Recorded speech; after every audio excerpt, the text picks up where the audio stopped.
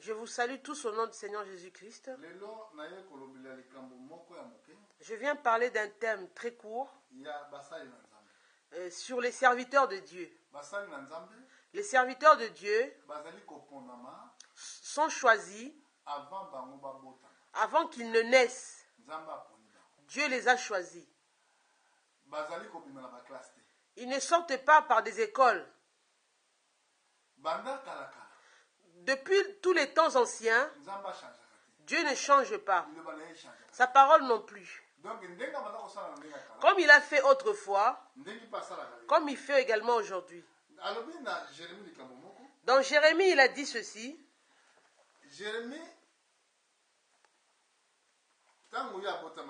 Quand Jérémie était né,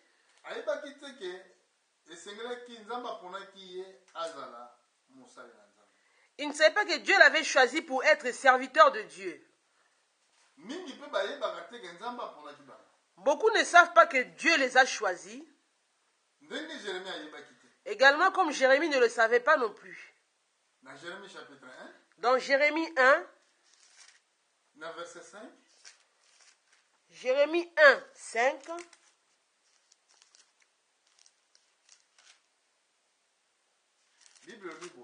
La Bible dit ceci. Jérémie 1, 5. Avant que je t'ai formé dans le ventre de ta mère, je te connaissais.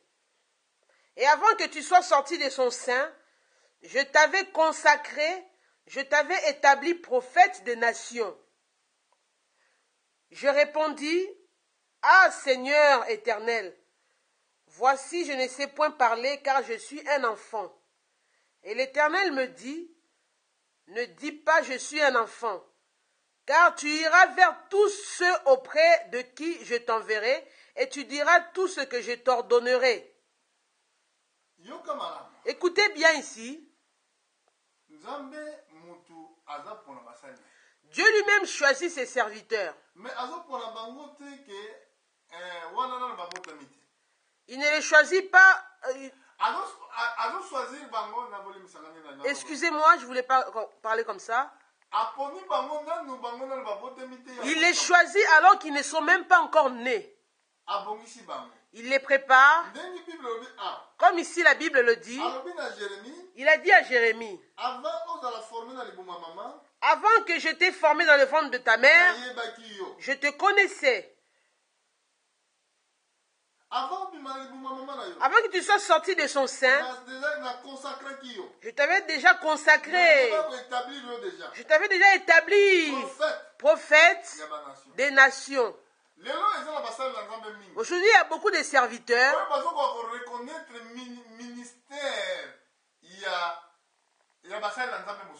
qui ne veulent pas reconnaître le ministère d'autres serviteurs.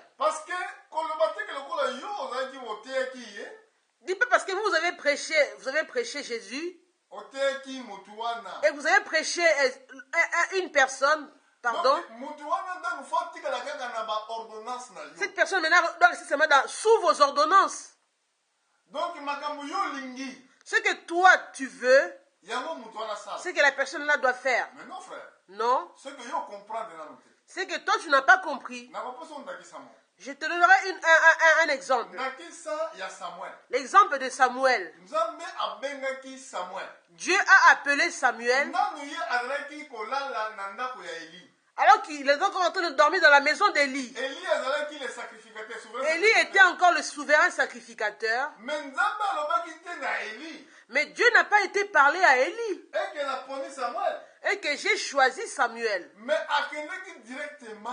Dieu est parti directement voir Samuel. Il a dit ceci à Samuel. Samuel se réveilla. Il a couru vite voir Élie. Élie, je suis là. Et Élie dit, l'enfant, je ne t'ai pas appelé. Retourne te coucher. La deuxième fois, il est parti encore voir Élie. Élie a donné la même réponse. Troisième fois, Élie, comme il avait l'expérience, il était assis en train de penser. Il dit, je pense que c'est Dieu qui l'appelle. Mais Il a dit ceci à Samuel. Si tu entends encore la même voix t'appeler,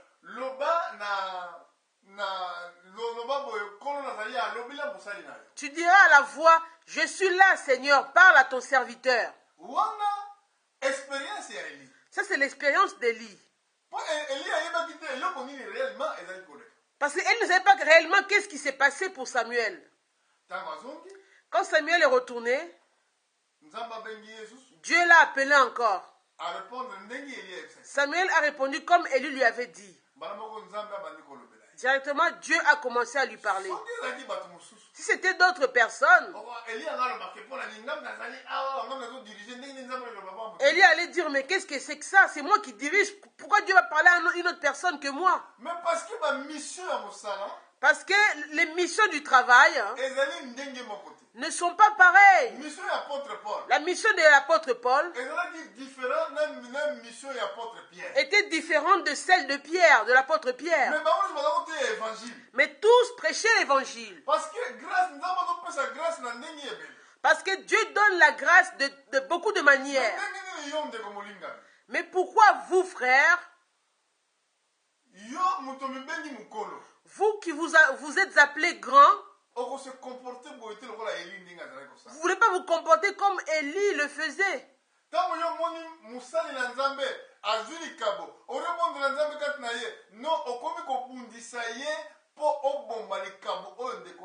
Quand vous voyez un serviteur de Dieu recevoir un don de Dieu, au lieu de le soutenir dans la prière, vous voulez maintenant tuer ce don-là que Dieu lui a donné. Parce que le don qu'il a reçu, c'est Dieu qui l'a choisi avant qu'il soit né.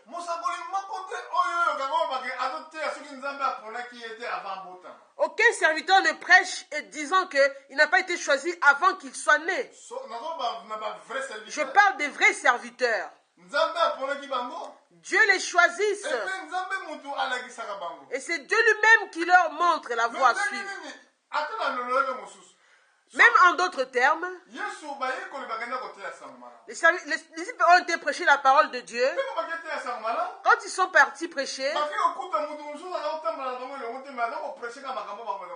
ils ont trouvé un autre frère prêcher ce qu'eux aussi prêchaient, mais ils n'étaient pas en train de marcher ensemble. Maintenant, ils se sont dit, mais ce frère-là ne marche pas avec nous. Mais comment il prêche la même chose que nous? Il ne peut pas prêcher. Quand ils sont retournés voir le Seigneur, ils ont dit, mais on a trouvé un homme prêcher. Mais il ne marche pas avec nous. On l'a interdit de prêcher. Jésus leur a répondu disant, celui qui est pour vous n'est pas contre vous. Mais réellement, frère, celui qui prêche la même chose que vous prêchez, comment il peut être contre vous? Vous dites que cet homme-là est livré entre les mains du diable. Donnez-moi un seul verset.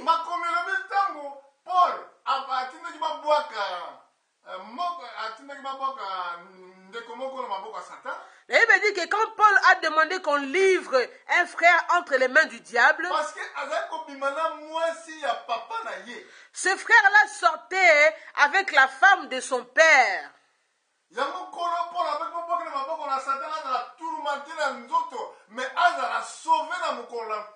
C'est pour cela Paul avait dit que livrez-les entre les mains du diable, mais qu'il sera sauvé entre les mains du Seigneur. Qu'il soit tourmenté selon la chair, mais sauvé au jour du Seigneur. Comprenez les Écritures. Toi, la personne ne t'a rien fait.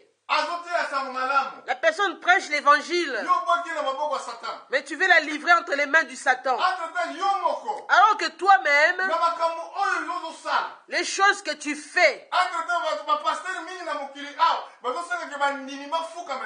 beaucoup de pasteurs ici dans le monde font que les croyants s'agenouillent devant eux. Alors que la Bible dit qu'on ne peut pas s'agenouiller devant un homme. Vous acceptez qu'on s'agenouille devant vous. Malheur à vous. Malheur à vous. Mais vous voulez vous opposer devant les serviteurs de Dieu. Je ne suis pas là pour plaire à un homme. Je ne suis pas là pour que je sois plus à un homme. Parce que la récompense, c'est Dieu qui la donne. Dieu choisit ses serviteurs. La Bible dit qu'il leur parle au moyen des songes, au moyen des visions. Dieu se révèle à ses serviteurs. Si Dieu se révèle à moi pour que je puisse faire autre chose, toi, tu ne sais pas qu'est-ce que Dieu veut faire avec moi. Comment tu te poses à ça?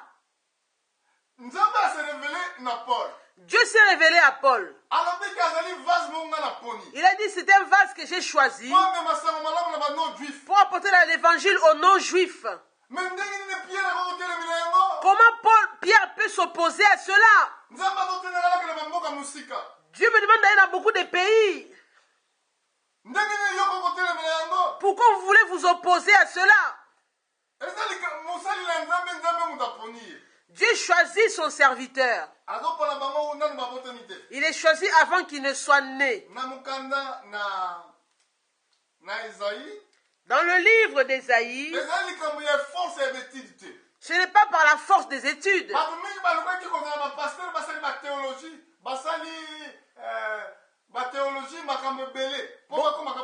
Beaucoup ont fait des écoles de théologie pour devenir pasteurs. Mais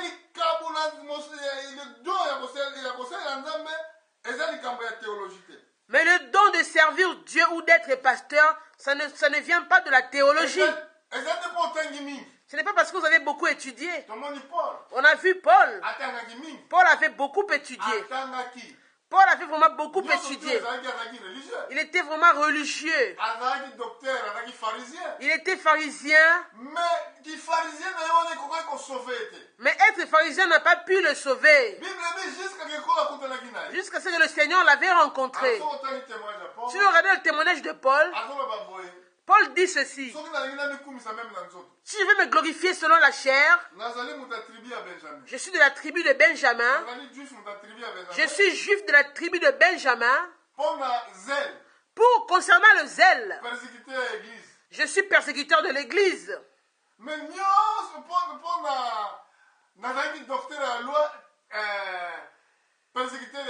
J'étais un docteur de la loi, persécuteur de l'église.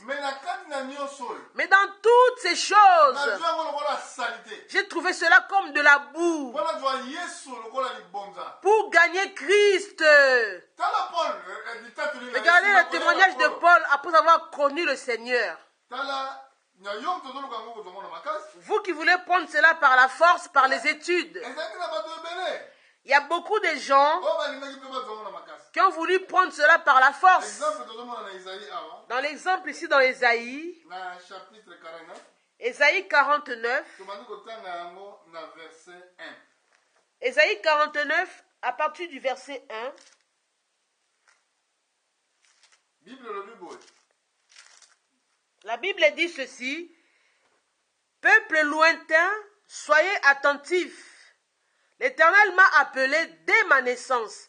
Il m'a nommé dès ma sortie des entrailles maternelles.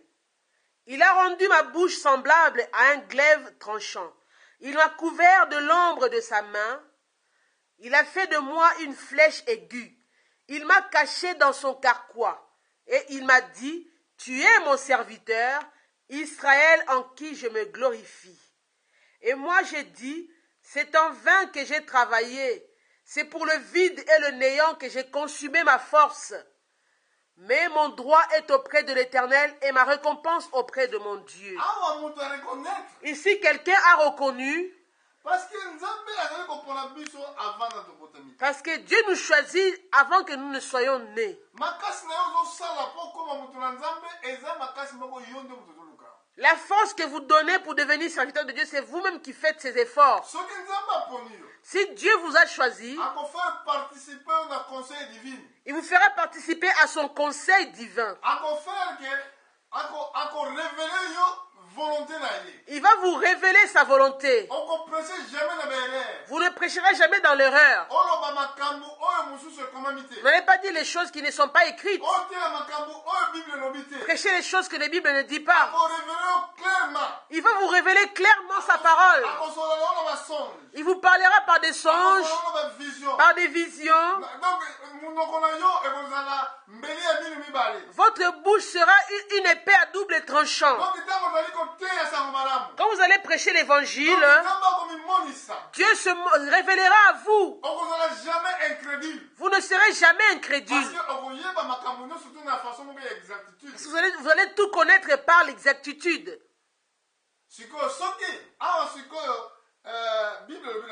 Ici, la Bible nous dit ceci. Au verset 4.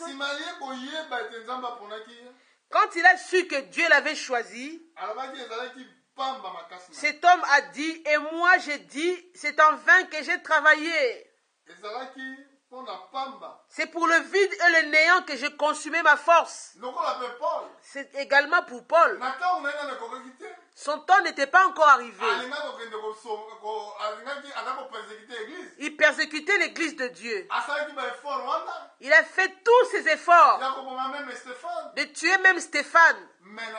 Mais à la fin, tout était néant.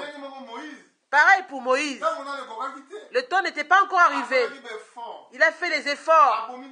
Il a tué un Égyptien. Jusqu'à ce que Dieu l'avait rencontré. Quand Dieu vous rencontre, ça sera avec la facilité. Ce n'est pas par la force. C'est pour cela que Dieu nous a choisis dès le ventre de notre mère. C'est pour cela qu'il a dit, ne vous inquiétez pas du lendemain. Le lendemain prendra soin de lui-même. Nous voulons voir le cas de Samson. Samson était l'homme de Dieu. Avant qu'il soit né, l'ange de l'Éternel il avait rencontré la femme de Manoah. Cette femme était stérile. Dieu lui a dit que tu concevras. Quand Samson est né,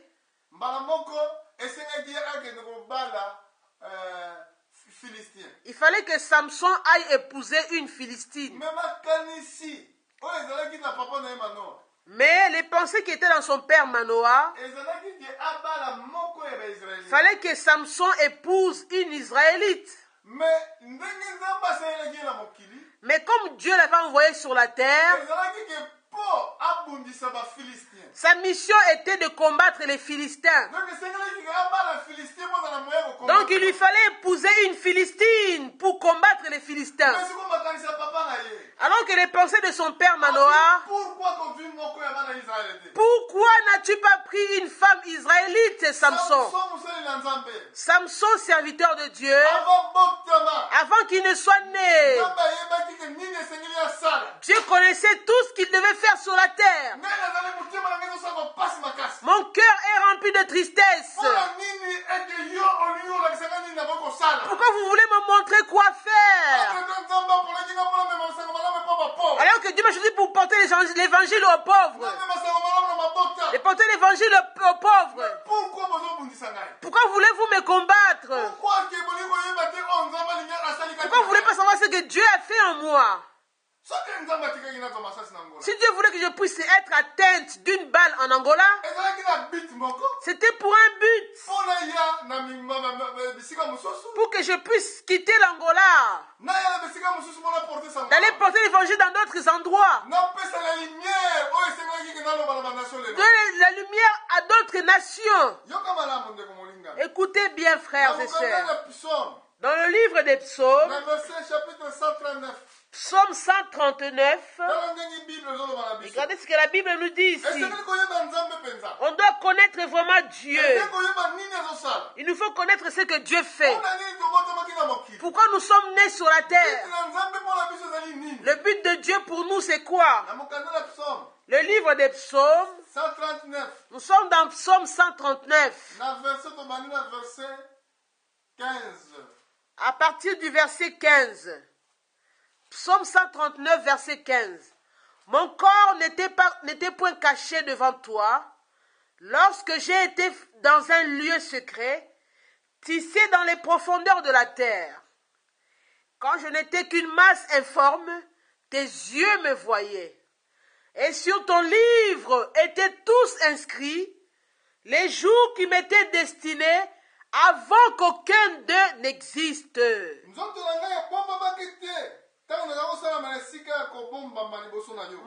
Mon corps n'était point caché devant toi lorsque j'ai été fait dans un lieu secret,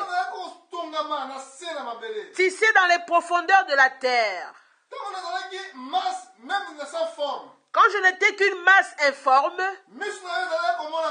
tes yeux me voyaient. Sur ton livre étaient tous inscrits les jours qui m'étaient destinés avant qu'aucun d'eux existe.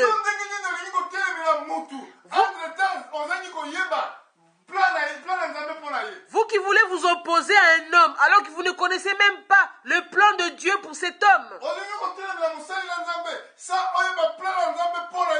Vous voulez vous opposer à un serviteur ne connaissant pas le plan de Dieu pour ses serviteurs.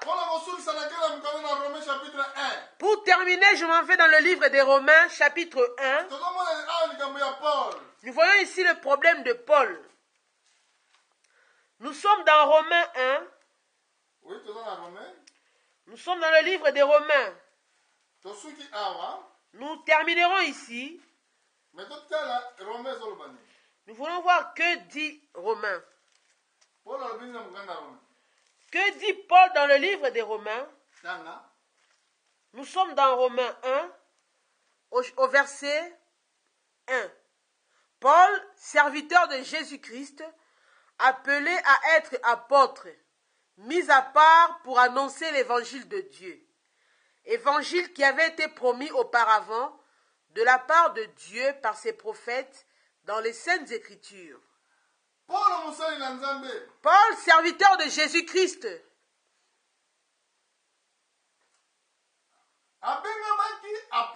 appelé à être apôtre, mis à part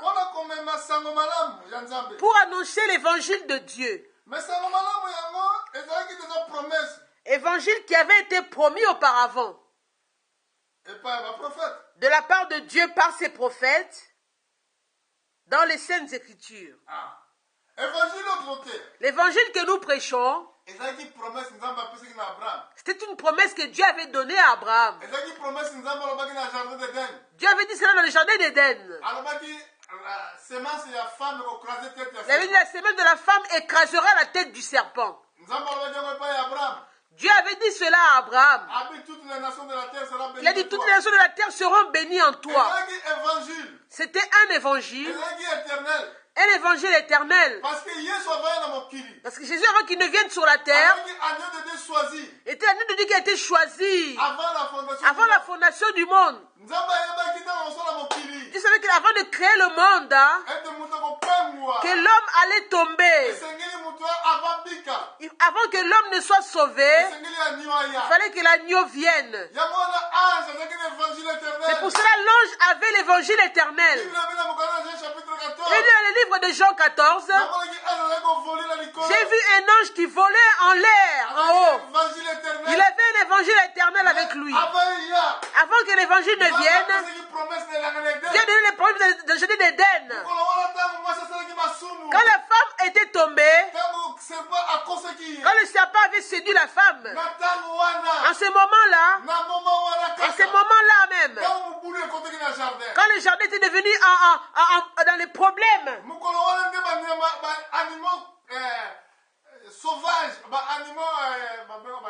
ces jours-là, les animaux, c'est-à-dire les carnivores, ont commencé à tuer leurs amis. Ces jours-là, le lion, quand il a vu l'éléphant, il a dit, toi tu es mon ennemi aujourd'hui.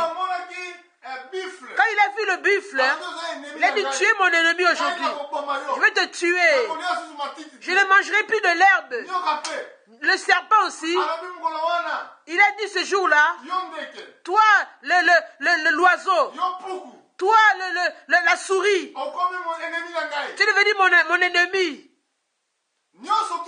Toutes ces choses, Adam a regardé. À cause du péché, ils n'ont plus le contrôle du jardin. Il y avait un grand trouble dans le jardin. Ce jour-là, mais Dieu est venu seulement le soir. Dieu n'est pas venu avant le temps. Quand Dieu est venu, il est venu comme il vient habituellement.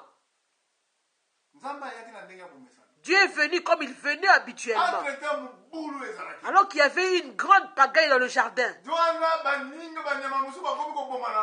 Un grand trouble, les animaux s'entretuaient entre eux. Adam a entendu la voix de Dieu l'appeler. Dieu appelle Adam, Adam. Où es-tu?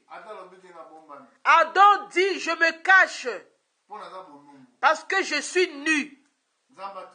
Dieu demanda à Adam, qui t'a appris? Il y a un autre serviteur qui est venu. Un autre enseignant est venu te voir. Parce que tout le temps tu habites ici dans le jardin. Tu n'as pas jamais su que tu étais nu. Adam directement a dit, c'est la femme que tu m'as donnée. Quand Dieu lui avait créé la femme, quand Adam avait vu Ève, il avait tout de suite dit, voici maintenant la chair de ma chair. Mais ce jour-là, quand il y avait le trouble, Adam a refusé sa culpabilité. Il a dit à Dieu, la femme que tu m'as donnée. En d'autres termes, c'était des paroles insolentes. Dieu se retourne maintenant vers la femme. Il a dit à la femme, pourquoi as-tu mangé de l'arbre que je t'avais interdit de manger? J'aime beaucoup la réponse de Ève. Ève a dit à Dieu, le serpent m'a séduite. Depuis ce jour-là, la femme a commencé à accoucher avec la douleur. Parce que la femme avait la grossesse du serpent. Elle m'a dit, je rajouterai la souffrance de tes grossesses. Suivez bien, mon frère, la séduction. Elle dit, je rajouterai la souffrance de tes grossesses. D'abord, il a dit au serpent, comme tu as fait cela, il n'a pas posé la question au serpent. Parce qu'il savait qui était le serpent. Le serpent qu'on parle ici, ce n'est pas le serpent qu'on voit, le reptile. Le serpent qu'on voit ici dans le monde, c'est un serpent. Le serpent qu'on parle ici dans la Bible, c'est un serpent qui était une créature. Celui qu'on appelle l'ange Lucifer. Dans Apocalypse, au chapitre 12, si vous voyez par rapport au combat de l'église, Apocalypse 12, 9, le serpent a été précipité sur la terre. Vous connaissez ce verset? Si vous ne le connaissez pas, nous allons le lire. Ça veut dire que le serpent qu'on a lu dans le jardin d'Éden, c'est lui qu'on parle dans Apocalypse. C'est pour ça qu'on parle de Caïn, il était le fils du malin. Et bien dit, le serpent, Dieu a dit, comme tu as fait cela, maintenant ta nourriture sera la poussière. La semence de la femme écrasera ta tête. Donc là, il avait été parlé de Jésus-Christ. Déjà l'évangile avait déjà été annoncé dans le jardin d'Éden. Maintenant quand Dieu s'est retourné vers la femme, il n'a pas maudit la femme. Il a dit, je rajouterai la souffrance de tes grossesses. Il a dit, tu accoucheras avec la douleur. Tes désirs, hein? Tes désirs de rapport se porteront vers ton mari. Maintenant ton mari dominera sur toi. Depuis ce jour-là, c'est pour ça que la femme ne doit pas prêcher. Dieu ne change pas. Il est le même. Hier, aujourd'hui et éternellement. Quand un homme est choisi de Dieu, un serviteur choisi de Dieu, Dieu le choisit pour une mission quelconque. Dieu lui révélera sa volonté. C'est ça que nous prêchons ici. Quand j'étais une masse informe, il me connaissait. Écoutez bien. Et il me dit, ne vous inquiétez pas du lendemain. Le lendemain prendra soin de lui-même. Pourquoi vous voulez vous préoccuper pour la vie des autres? Parce que Dieu sait de quoi sera fait le lendemain. Si Dieu appelle un serviteur, il peut l'appeler au travers de vous. Mais comme il avait appelé l'apôtre Paul, il a appelé à travers Ananias. Dieu a dit, Ananias, il va trouver ce frère. C'est un vase que j'ai choisi pour apporter l'évangile aux non-juifs. Ananias c'est parce qu'il va faire un partie du travail que Dieu lui avait confié. Mais quand Dieu a voulu, Dieu a commencé à conduire, son serviteur.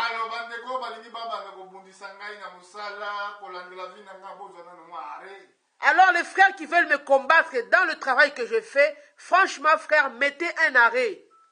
Si vous ne voulez pas savoir que vous combattez Dieu lui-même, en tout cas faites attention, faites un arrêt.